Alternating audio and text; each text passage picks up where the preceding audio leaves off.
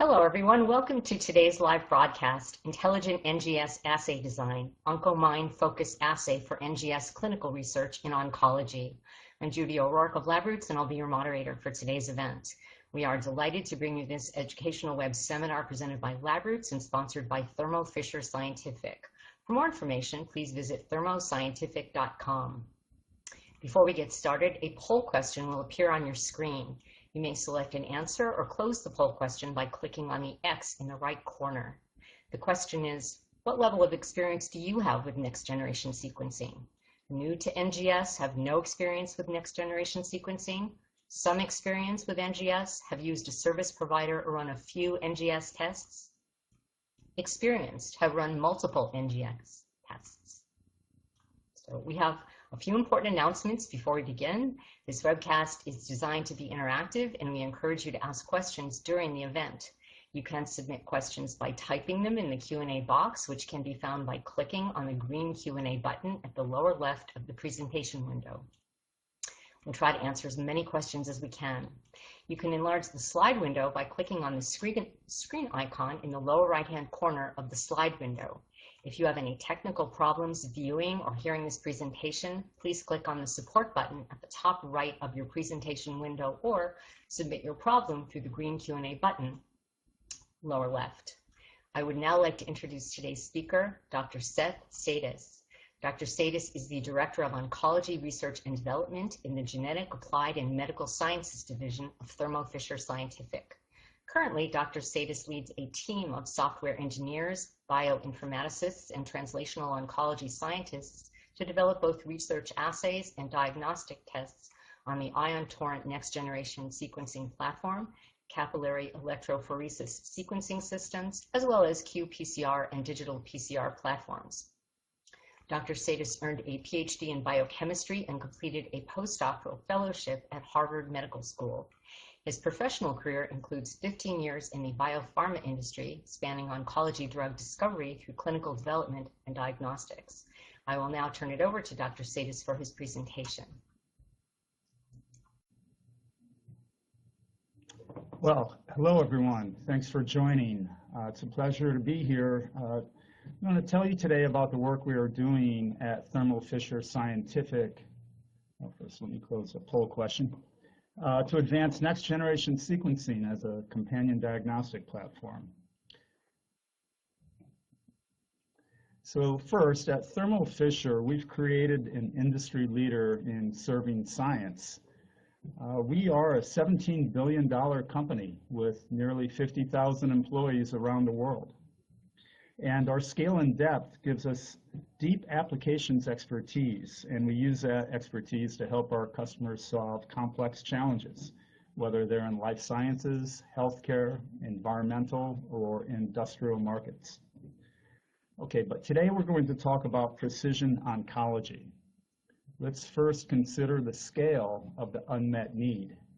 Worldwide, annual estimates of cancer incidence include 14 million new cancer cases diagnosed in 2012, with 8.2 million deaths. By 2030, according to the World Health Organization, the global cancer burden is expected to exceed 21 million new cancer cases and 13 million deaths. The impact of cancer on global healthcare costs is staggering, recently estimated to be $895 billion annually, greater than any other cause of death, including cardiovascular disease. In a recent report from the IMS Institute of Healthcare Informatics, estimated that annual spending on cancer medications exceeded $100 billion for the first time in 2014. Clearly, cancer has staggering costs to our society in terms of lives affected and also economic impact. But there is some good news on the horizon in the form of personalized medicine. Personalized medicine or precision oncology is revolutionizing the way cancer is treated and how new cancer medications are being discovered. But with these advances come challenges to our current paradigm of one diagnostic test for each new drug. Through our discussions with pharmaceutical companies around the world, we have heard a number of specific challenges being faced today in oncology companion diagnostic development, as outlined in this next slide. Biopsy samples for testing often come in limited sample volumes. There are multiple biomarkers to test for one disease indication. Sequential reflex testing is too slow, too cumbersome when multiple labs are involved, and often too expensive. New biomarkers are coming on the scene as new targeted therapies show efficacy, and a fixed assay is needed for rapid approval. And related to this last point, this is a challenge we increasingly hear as we work with our pharmaceutical partners. Their targeted therapies are moving down the drug development pathway very quickly, and in some cases with a breakthrough designation from the FDA. Early responses are seen literally in months, and a lockdown companion diagnostic that already has the appropriate marker for the new therapy analytically validated is needed to support the approval process. So I'm going to tell you today how we seek to leverage next-generation sequencing to address some of these challenges. Next-generation sequencing is having amazing success in oncology today, but this has largely been in the laboratory-developed test setting. As we seek to partner with pharmaceutical companies to advance their therapies, we really need an IVD companion diagnostic kit that can be distributed globally to serve the broader patient population. First, let me tell you how we are addressing these challenges. We are focusing, first of all, on somatic solid tumor mutation profiling. Our goal is straightforward: to accurately detect all relevant somatic alterations for solid tumors with evidence linking those alterations to targeted therapies. This slide describes the vision for the product. It begins with the solid tumor sample, a simple kitted ion torrent sequencing product that is capable of assessing relevant alterations. And a sample report is provided that can inform across a whole number of important companion diagnostic decisions. Now, we didn't decide to do this on our own. We're building upon the success that our customers were having with next-generation sequencing in oncology. And it's really been quite remarkable to hear about the major successes that are being had in the field with next-generation sequencing. We have had several hundred tests launched on our next-generation sequencing platform. And in 2014, literally hundreds of thousands of cancer samples tested. So the technology is clearly a good fit for the problem. And the next slide outlines some of the key attributes of our technology platform. When we think about next-generation sequencing, there are a few players in this space that we are all aware of. I would just like to bring to your attention that the ion torrent benchtop sequencing system has really established itself in targeted sequencing in oncology. The attributes of the system are well aligned with the needs of the clinical setting. Low sample input, fast turnaround time, and most especially for the predefined variants that drive most cancers and that are relevant for cancer therapies, accuracy and reproducibility. So we are focusing our investments on advancing this key workhorse sequencing platform in the targeted sequencing companion diagnostic space for oncology. Now, our success in this oncology segment isn't just based on the sequencer, it's based equally on our Ampliseq technology for multiplex PCR. Life Technologies, now part of Thermo Fisher Scientific, has a rich, long history in PCR. And our teams have done remarkable work in multiplex PCR.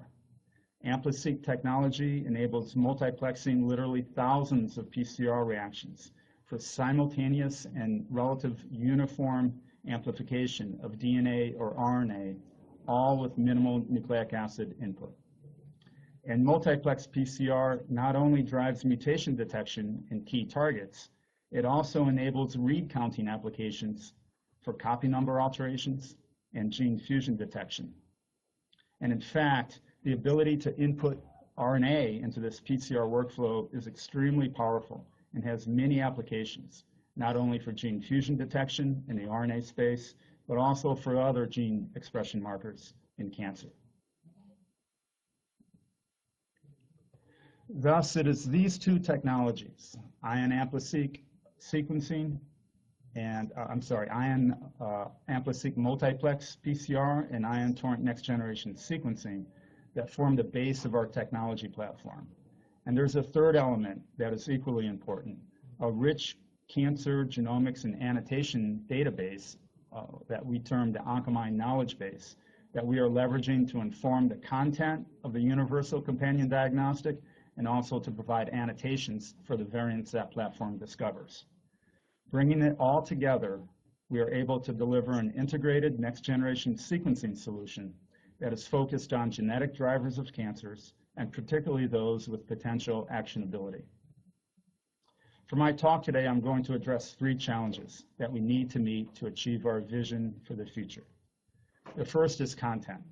How do we anticipate future companion diagnostic content requirements? We strive to build a universal companion diagnostics test, and we could start with the markers we know about today, but we also need to look forward to the content required for the future. So how do we do that? Second is the assay.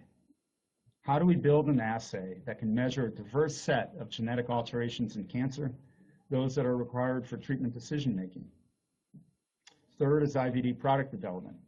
How do we take what has traditionally been research products, leverage local laboratory settings, and build a kitted IVD product that can address these challenges? All right, first, let's review content. What genetic alterations do we need to measure? Well, we should certainly start and include the approved existing companion diagnostic single gene tests that are on the market today. But how do we anticipate future companion diagnostics biomarkers?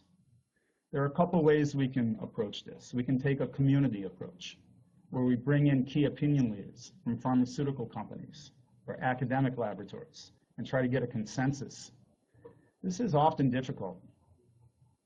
In the end, we decided to be mindful of this feedback, but also to pursue this from a data-driven approach, starting with genetic drivers of cancer and also understanding their future potential relevance based on the basis of their inclusion in clinical trials today and as drug targets for the pharmaceutical industry. This way, we can design a product that can serve us now as well as in the years going forward. Let's start with genetic drivers of cancer. If we take all the amazing work that has been done in cancer genomics, can we define the catalog of genetic drivers of cancer using a comprehensive and systematic evidence-based approach? So we surveyed thousands of exomes and transcriptomes, along with microarray data for copy number alterations, to build a catalog of what we believe are the genetic drivers of cancer, including mutations, copy number alterations, and gene fusions. Next, we sought to determine what set of those genetic drivers of cancer were likely to be important companion diagnostics markers. So we determined the set of genetic drivers of cancer, we determined the set of genetic drivers that were associated with today's targeted therapies, as well as investigational therapies coming down the pipeline. For example, when we did a survey in Q1 this year, we determined that there were over 50 distinct genes with clinical trial markers and over 70 gene variant classes that pharma trials were using to actively enroll patients in over 300 open clinical trials here in the US. Those trials involved over 70 different single-agent targeted therapies and over 100 different combinations of targeted therapies and chemotherapy. So based on this combination of genetic variant and potential actionability evidence, we've built a catalog of what we believe are the relevant somatic alterations in human cancer. The next slide illustrates that catalog in the form of a variant map. So this slide is only one way to visualize this content. What we have in this plot are major cancer types in rows and different variants in columns. Some of those variants are labeled. Where the size of the markers is related to the prevalence, with a cutoff on the lower end of 1% in each cancer type. And the color of the marker is related to the genetic alteration type. Copy gain or copy loss, hotspot missense mutation, or deleterious mutation, and here we mean frame shift indel or nonsense mutation, and gene fusions. What you immediately see, and the major point of this slide, when you look at this data, is that many genetic markers are shared across multiple cancer types. For example, BRAF hotspot mutation is prevalent in melanoma and thyroid cancer. It's also present in colorectal cancer and non-small cell lung cancer, as well as other cancer types. The same goes for other hotspot missense mutations. Beta-catenin is prevalent in a number of cancer types. KRAS mutation, of course, prevalent in colorectal cancer and pancreatic cancer, but many other cancer types as well. PIK3CA hotspot mutations, prevalent in breast cancer, but also many other cancer types as well. And the same goes for copy number drivers. Cyclin D1 copy gain, prevalent in many cancer types. ERB2 copy gain, prevalent in many cancer types. And also genes subject to deleterious mutations. Of course, P53, the most frequently mutated gene in cancer. All of these variants are occurring in multiple cancer types. And if you've been studying cancer genomic data for some time, this is not surprising. But when you think about how companion diagnostic markers are developed in a cancer type specific manner, you appreciate how inefficient that current strategy is. So we have EGFR in lung cancer, BRAF in melanoma, KRAS in colorectal cancer. The reality is these markers exist at varying frequencies in most other cancer types, as do most other genetic drivers. And you really need only one multivariate test to detect them all. That should be some kind of cost and efficiency driver for the healthcare system. So here's another view, same data. We just narrowed it down to 3 different major cancer types: breast, colorectal, non-small cell lung, making the same point. Of course, these are all prevalent cancer types. They all have very different histologies, etiologies, different treatment practices, and yet they share quite a number of markers, some of which are highlighted here. So therefore, based on this data, we decided to design tests for the relevant markers in solid tumors as opposed to a series of cancer type specific products. So today I'll describe 2 different tests summarized here on this slide.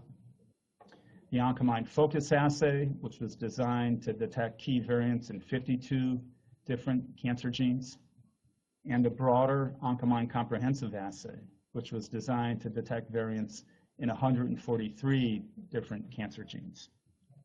Both have the same core feature attribute summarized below. They both enable detection of relevant hotspots, be they based on single nucleotide variants or insertions, deletions, copy number alterations, and gene fusions. Both require just 10 nanograms DNA or 10 nanograms RNA per Ampliseq pool. For the Focus Assay, there is only 1 DNA Ampliseq pool, and for the Comprehensive Assay, there are 2 different DNA Ampliseq pools. And both have a straightforward workflow with fast turnaround time, and both offer a single workflow for DNA and RNA from the same sample. So first I'll describe the Oncomine Focus Assay, which detects variants in 52 key genes. Today, this is a research use only assay that sequences DNA and RNA from the same sample to measure what we believe to be the relevant somatic alterations in solid tumors with potential actionability evidence. The panel content includes a range of somatic alterations, including hotspots, both single nucleotide variants and insertions, deletions, copy number alterations, and gene fusions. The markers include those currently associated with drug labels and clinical guidelines, including, not shown here, markers associated with clinical evidence that's being published, and and markers associated with open and enrolling clinical trials, or are part of drug targets and are in active development by pharmaceutical companies. The workflow is shown in the next slide. Oh, I'm sorry, I skipped here. I took out that slide. So the workflow, let me see, did I miss that? No, sorry. Okay, let me just speak quickly to the workflow. The test is designed to measure all of the relevant alterations from 6 samples in a single run, together with the Oncomine knowledge base reporter. Variants from each sample can be aligned with curated information, including FDA labels, guidelines, and clinical trial information to develop a sample report as authorized by the lab's medical director. Okay, so in the next few slides, I'm going to show examples of how the assay was used internally to detect relevant variants in FFPE tumor samples.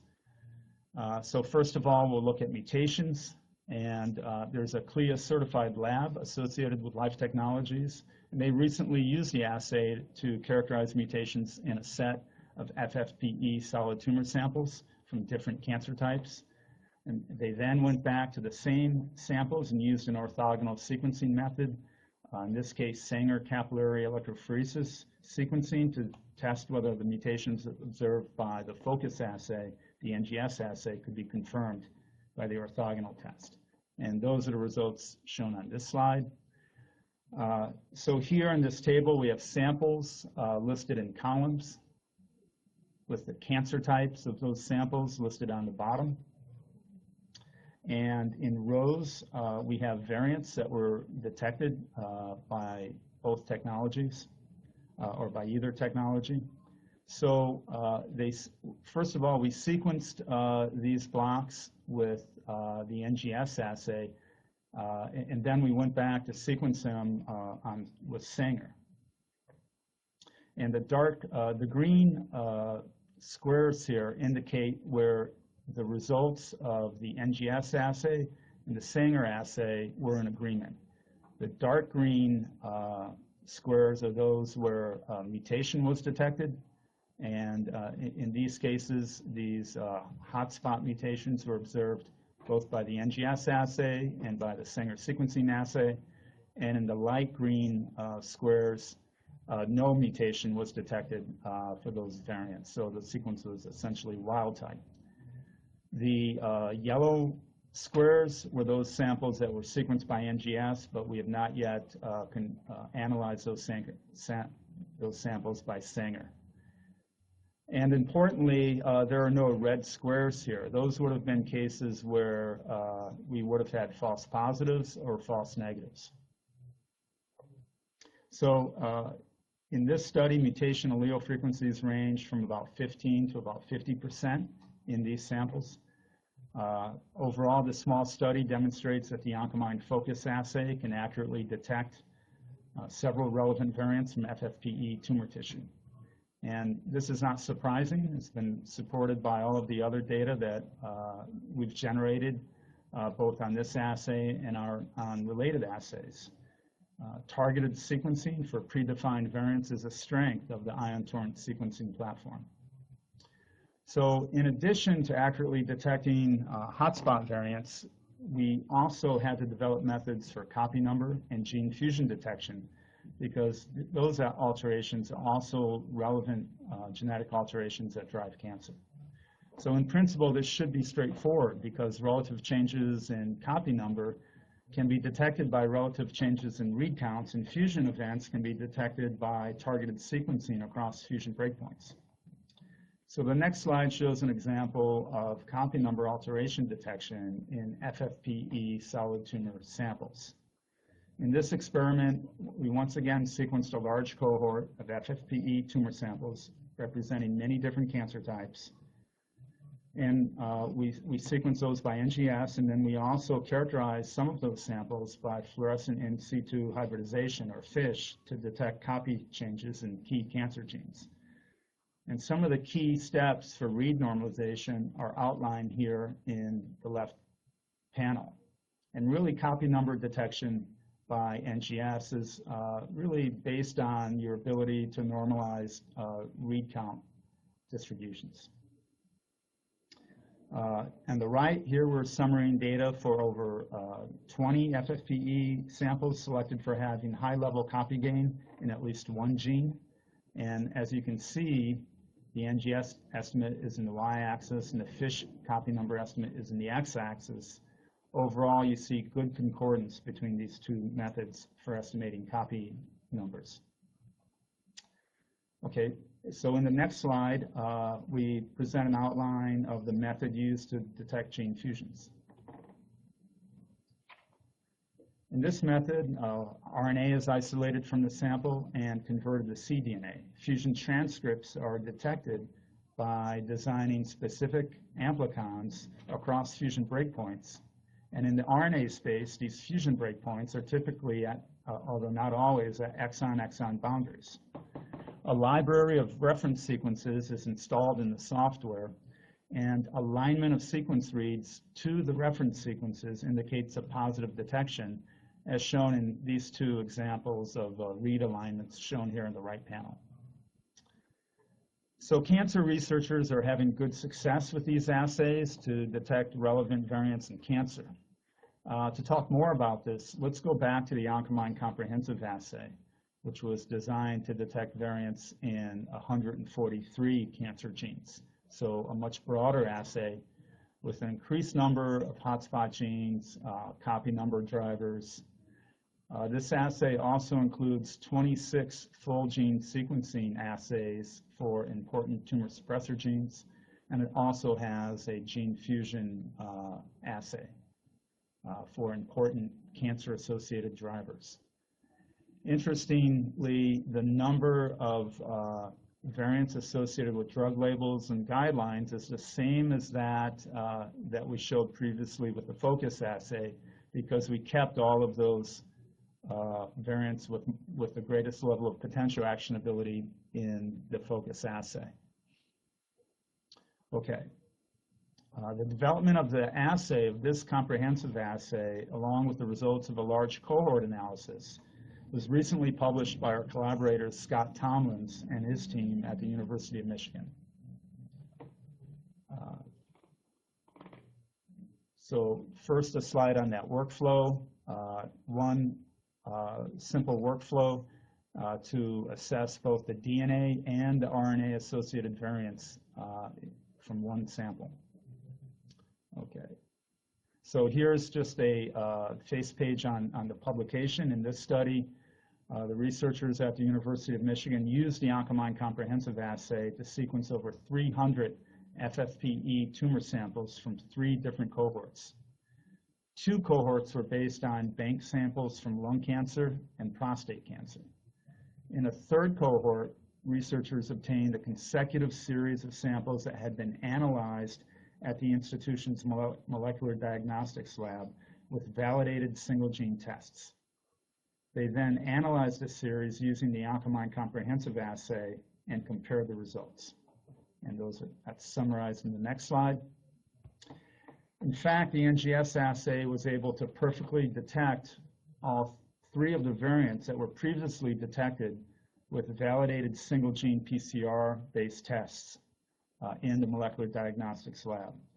So this molecularly characterized cohort contained 63 samples with known BRAF status, primarily from melanoma, 22 samples with known EGFR status, primarily in lung adenocarcinoma, and 21 samples with known KRAS status, primarily in colorectal adenocarcinoma.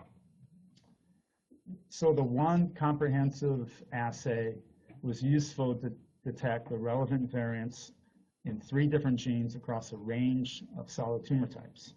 And as you might expect, the Oncomine Comprehensive Assay detected other variants as well.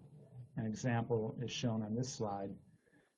This slide shows 2 cases where high-level ERB2 gene amplifications were unexpectedly discovered in 2 different lung carcinoma samples that were both, and here are the copy number profiles. The genes are arranged in chromosomal order, and individual data points are actually the amplicon, the normalized amplicon read counts, and we're seeing relative gain in ERB2 read counts in these 2 different samples. And this gain in ERB2 copy number was later validated by immunohistochemistry, shown on the right here. So when combined with the Oncomine knowledge-based reporter, as shown in this slide, we were able to identify other relevant alterations beyond routine molecular testing and quickly understand whether the additional variants that were identified were associated with approved drugs and guidelines or clinical trials.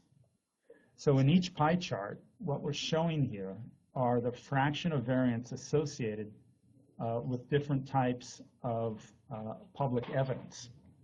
Red variants are those associated with approved drugs. So in this cohort, we see a little bit more than a quarter of the samples we detected variants that were associated with approved drugs.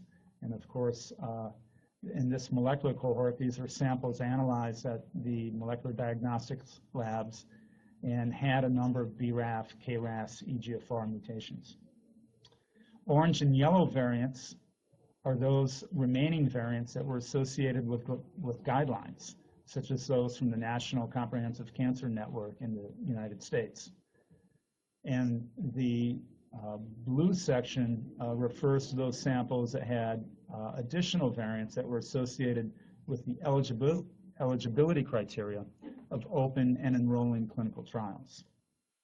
So this analysis demonstrates the value of thinking beyond the current companion diagnostic markers and instead taking a broader approach that adds more value to the test and to the users of the test. Using this assay, researchers are empowered to detect or to explore new or rare cancer types, cataloging new driver mutations, and rapidly understanding their potential relevance.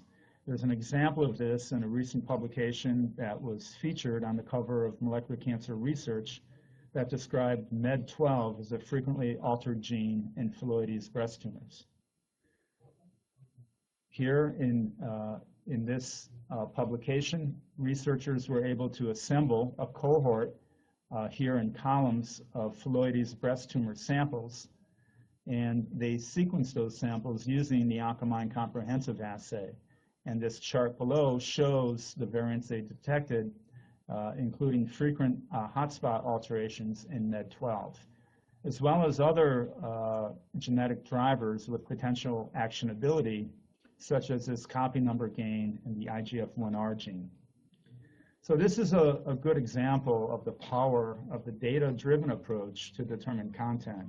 We included MED12 on the assay because we observed recurrent hotspot mutations in many different cancer types. And of course, we had no indication that this was going to turn out to be a relevant and frequent marker in this relatively rare cancer type, phyllodes breast tumors. All right, so I'd like to spend the last part of my time here talking about how we plan to move this technology down the IVD path. And for that, first, let's go back to the Oncomine Focus Assay. The Oncomine Focus Assay is the test that we believe most of our customers interested in testing relevant cancer variants will want to use for the advantages of intelligent NGS content design, described here, as well as sensitive tumor analysis, and also good volume throughput on the PGM sequencer. And it's this assay that we intend to take to IVD. So if you go to the next slide, this is a high-level outline of some of those plans. First of all, let's talk about what we're doing in the clinical trial space. We're currently collaborating with leaders in Japan of the LC Scrum and GI Screen trials. These are national trials, national network of hospitals obtaining samples for sequencing using the Oncomine comprehensive assay. We're also collaborating with the National Cancer Institute and their MATCH trial. In all of these trials, the assay will be used to screen thousands of samples to help match patients to many different targeted therapies.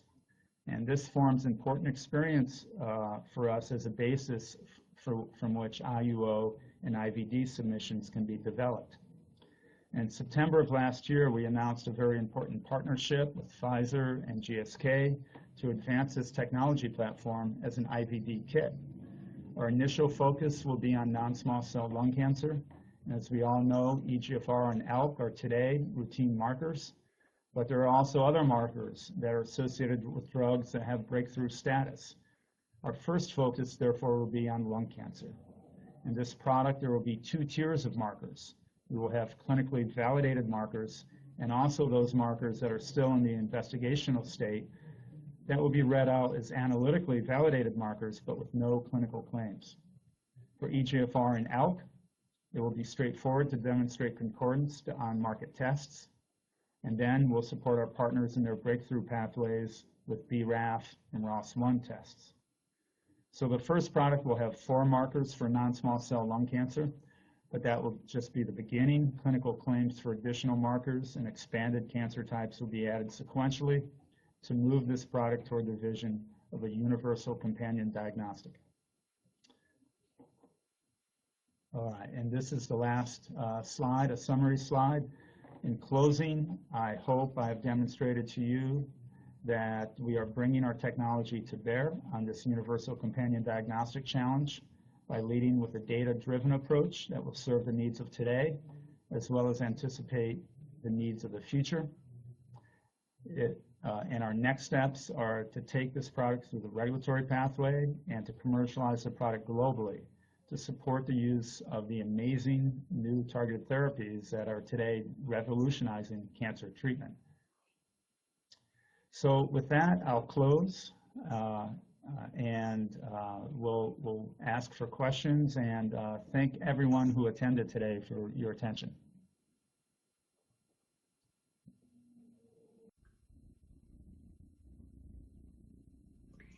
Thank you for that informative presentation.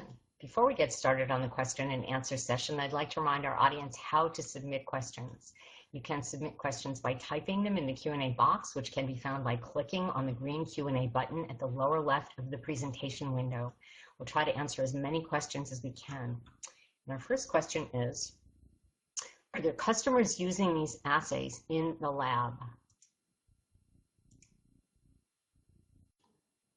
Yes, yes, that's right. Customers for this assay are those folks running NGS assays in pathology labs, often in hospital or academic settings.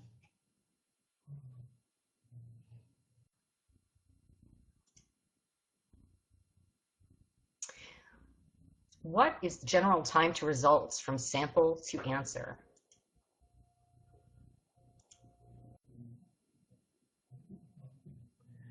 Most of our customers are typically using kind of a 3-day turnaround time where on day 1, they extract the sample, QC the sample.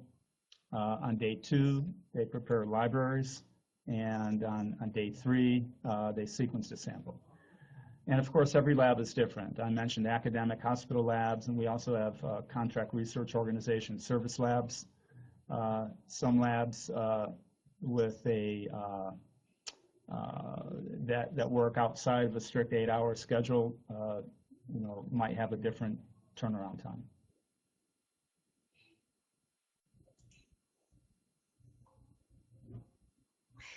What is the plex level that can be covered by your targeted sequencing approach, or how big is the gene panel that can be covered?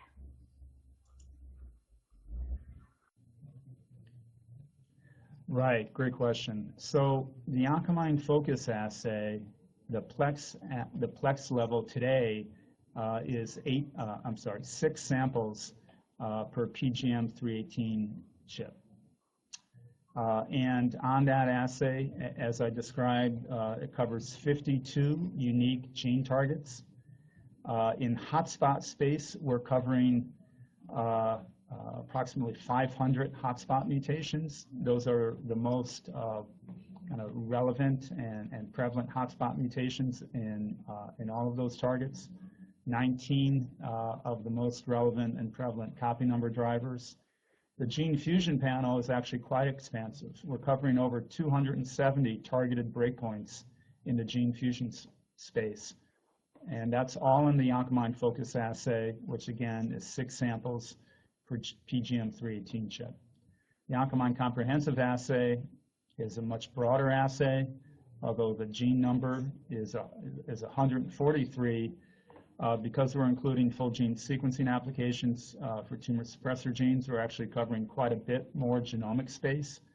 And the throughput on the plex level on that, on the PGM, is 1 sample per PGM.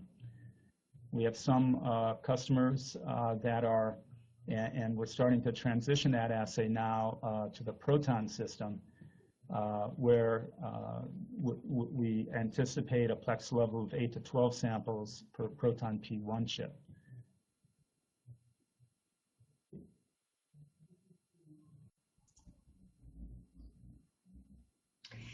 How robust is the CNV copying? Cutoff greater than 8? Is matching normal required?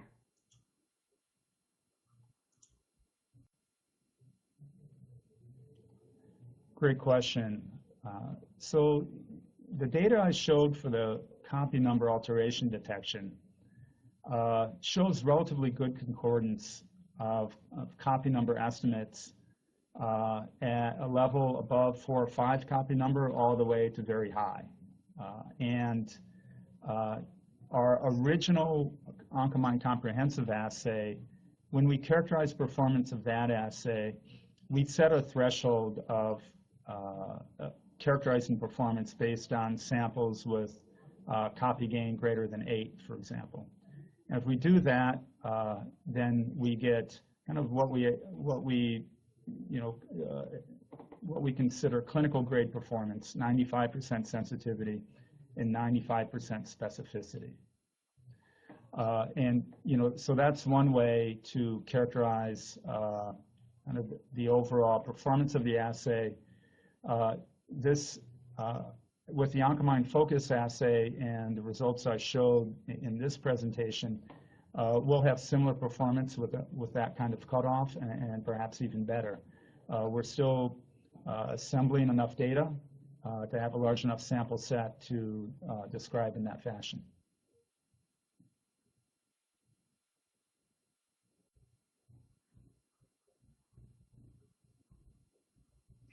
What is the amplicon size for the focus panel?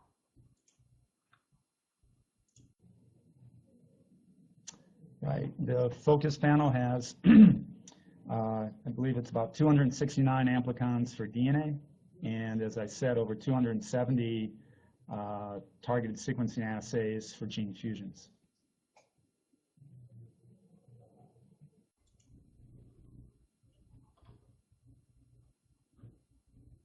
Can these assays be run on single cells after amplifying the DNA to get the 10 ng DNA input?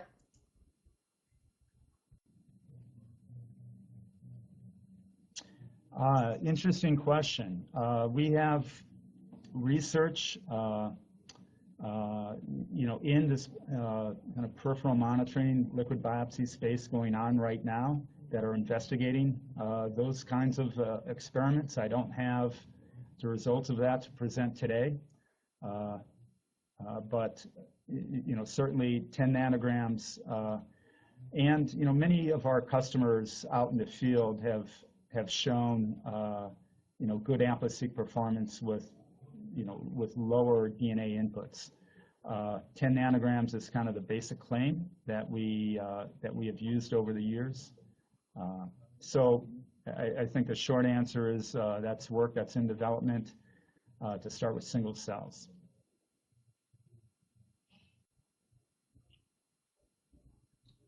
This next one has a couple parts. Have you looked into the possibility of using the Oncomine panel for non-invasive diagnostics, for example, circulating tumor DNA? And would the workflow for the diagnostic assay need to be used with these kinds of samples? Yeah, great question. Yes, so that's as you can imagine, peripheral monitoring is an important application for NGS, and we're working hard on that right now. Whether or not we ultimately recommend the same workflow or something different is still under consideration, I would say. But we have a lot of optimism that these targeted NGS panels for oncology will have an important role in peripheral monitoring liquid biopsy.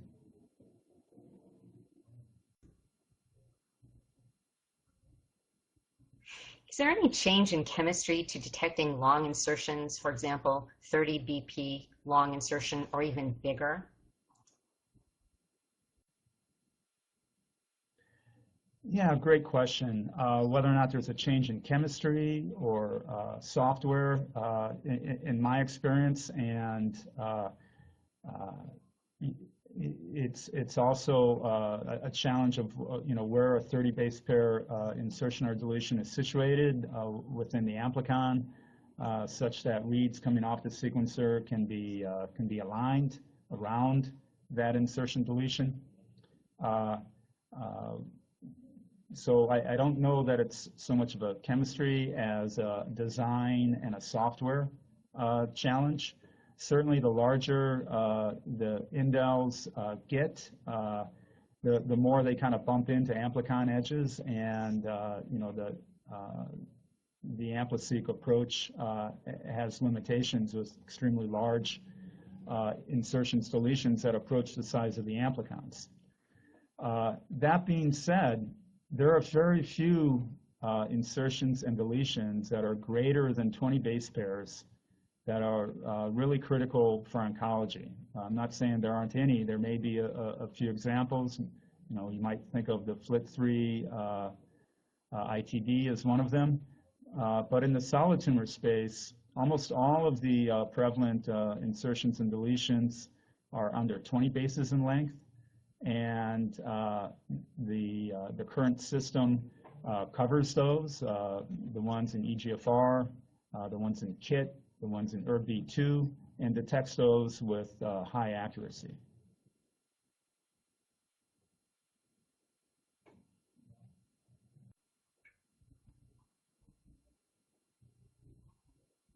Does Life Technologies provide sequencing services?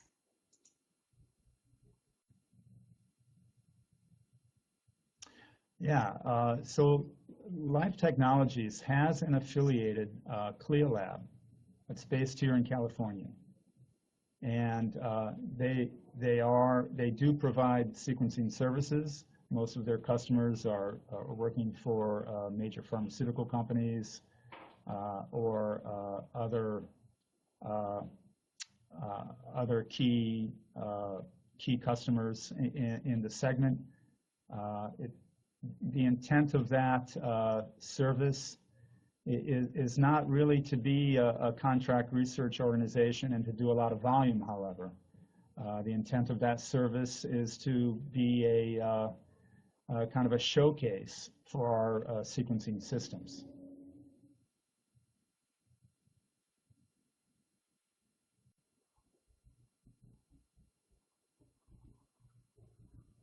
Okay, we are out of time. I would like to thank our sponsor, Thermo Fisher Scientific, for making today's educational webcast possible. Today's webcast will be available for on-demand viewing through November 26, 2015. You'll receive an email from LabRoots alerting you when this webcast will be available for replay. We invite you to forward that announcement to your colleagues who may have missed today's live event. See you next time. Goodbye.